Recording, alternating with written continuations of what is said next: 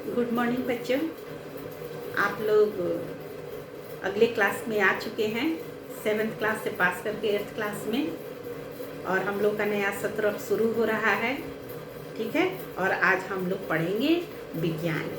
ठीक है, विज्ञान के बारे में आप पिछले जो 7th क्लास में थे उसमें भी पढ़ चुके हैं, उसका डिटेल हम इस क्लास में पढ़ेंगे।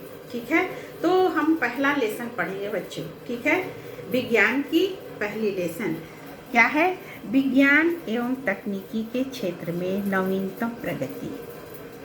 क्या है? विज्ञान और तकनीकी, साइंस एंड टेक्नोलॉजी के क्षेत्र में नई नई क्या प्रगतियां हुई है, इसके बारे में हम पिछले क्लास में भी जान चुके हैं और इसके बारे में इस क्लास में भी पढ़ेंगे। विज्ञान तो आप जानते ही हैं कि कितने हर क्षेत्रों में आजकल कितना आगे चला गया है। ठीक है ना, और उसके साथ तकनीकी नई नई सब टेक्नोलॉजी लग गए हैं। ठीक है, तो देखिए इसमें हम लोगों को पढ़ना है कि विभिन्न क्षेत्रों में तकनीकी की नवीनतम प्रगति कौन कौन से हैं। संचार से आप लोग जानते ही हैं, संचार के द्वारा ही हम लोग एक दूसरे को आमने सामने पढ़ रहे हैं। ठीक है, अंतरिक्ष है, अंतरिक्ष के बारे में भी हम इसी नई टेक्नोलॉजी के से जानकारी प्राप्त करते हैं। रक्षा और प्रतिरक्षा टेक्नोलॉजी के द्वारा ही कई मिसाइल बनते हैं। ठीक है, चिकित्सा के क्षेत्र में, कृषि के क्षेत्र में, परिवहन, ठीक है, उद्योग, विनिर्माण, ऊर्जा, व्यापार एवं वाणिज्य, शिक्षा में सूचना एवं संचार, प्रौद्योगिकी तथा ई गवर्नेंस के क्षेत्र में, इतने सारे हम विज्ञान और टेक्नोलॉजी के क्षेत्र में ये सब जानेंगे। ठीक है ना, तो विज्ञान के क्षेत्र में पहला आता है संचार। ठीक है बच्चों, संचार के क्षेत्र में कौन कौन से डिवाइस आते हैं? टेलीफोन है, टेलीविज़न है, कंप्यूटर है, इलेक्ट्रॉनिक डाक सेवा जिसको कि हम ईमेल कहते हैं। ठीक है, ये सारे संचार के माध्यम से हम एक दूसरे से मैसेज को भेज लेते हैं और कंप्यूटर के द्वारा सारे चीज़ रिकॉर्ड्स हम प्राप्त कर लेते हैं। ठीक है ना। दूसरा है शिक्षा में सूचना और संचार प्रौद्योगिकी। शिक्षा में सूचना और संचार, इसको इंग्लिश में ICT कहते हैं। ठीक है ना, इसका पूरा नाम है इंफॉर्मेशन कम्युनिकेशन टेक्नोलॉजी।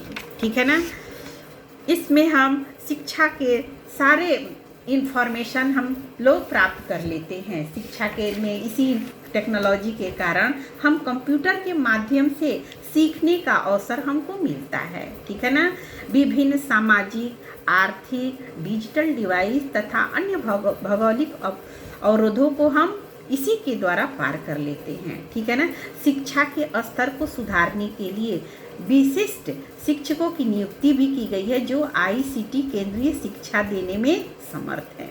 ठीक है ना, स्कूल योजना में ICT के अंतर्गत कई राज्यों और केंद्र शासित राज्यों में स्मार्ट स्कूलों का अनुमोदन किया गया है। ठीक है ना, तो ये हमारे शिक्षा में सूचना का संचार का बहुत ही महत्व है।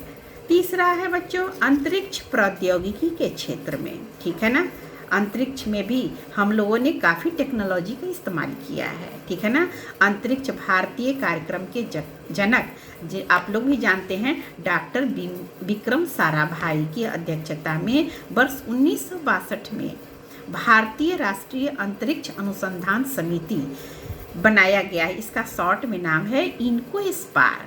ठीक है ना, एवं नवंबर 1969 में भारतीय अंतरिक्ष अनुसंधान संगठन का निर्माण किया गया है जिसका शॉर्ट में नाम है इसरो।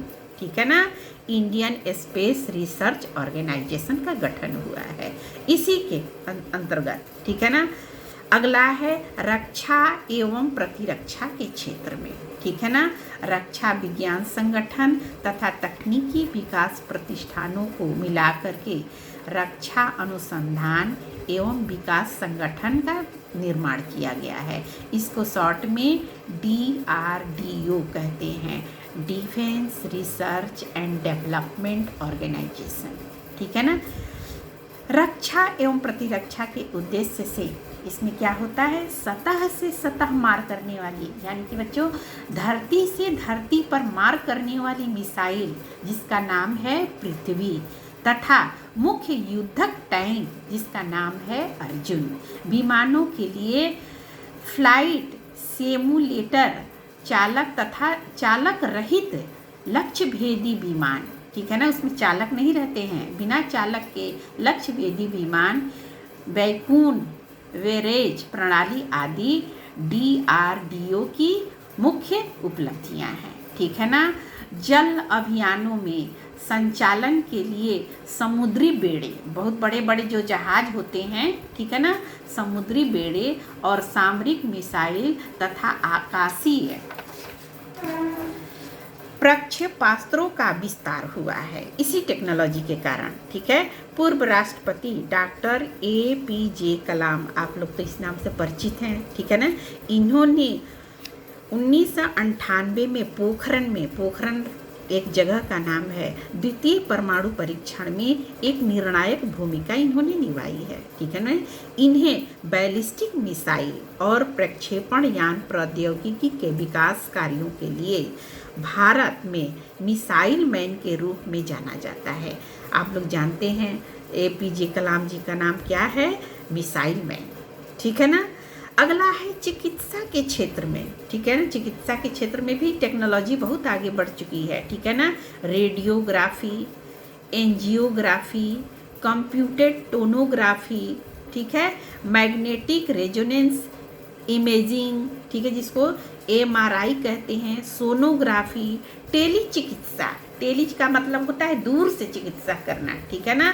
हम यहाँ से बैठे बहुत दूर तक, और वो भी कम समय में 5 से 6 घंटों के अंदर विश्व के किसी भी चिकित्सा विशेषज्ञ से हम विचार विमर्श कर सकते हैं, ठीक है ना। विचार विमर्श करके रोगी का चेकअप कराया जा सकता है, ठीक है ना।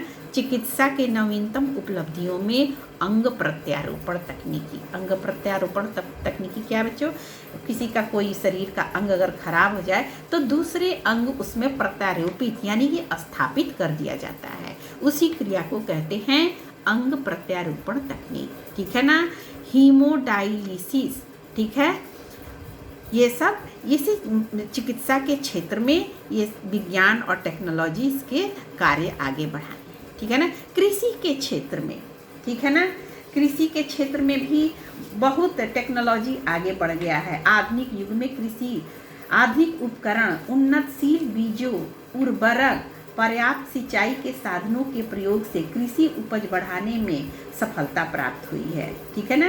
कृषि और खाद्यान्न के क्षेत्र में, ठीक है ना, कृषि और खाद्यान्न के क्षेत्र में कुछ क्रांतियां आई हैं, ठीक है ना, जैसे हरित क्रांति, पीली क्रांति, भूरी क्रांति, ठीक है ना। हरित क्रांति का संबंध है खाद्यान्न उत्पादन से, ठीक है ना।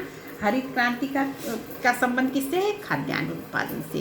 पीली क्रांति यानी कि तेलहन बीज के उत्पादन से, तेल जिससे बनता है उसको पीली क्रांति कहते हैं। भूरी क्रांति नाम से ही स्पष्ट है, यानी कि उर्वरक उत्पादन से संबंधित है, ठीक है ना। 7वां है परिवहन के क्षेत्र में, परिवहन मतलब यातायात, एक जगह से दूसरे जाने में कौन कौन से साधन आगे बढ़े हैं, रेल, सड़क, जल और वायु, ये परिवहन के साधन हैं, ठीक है ना।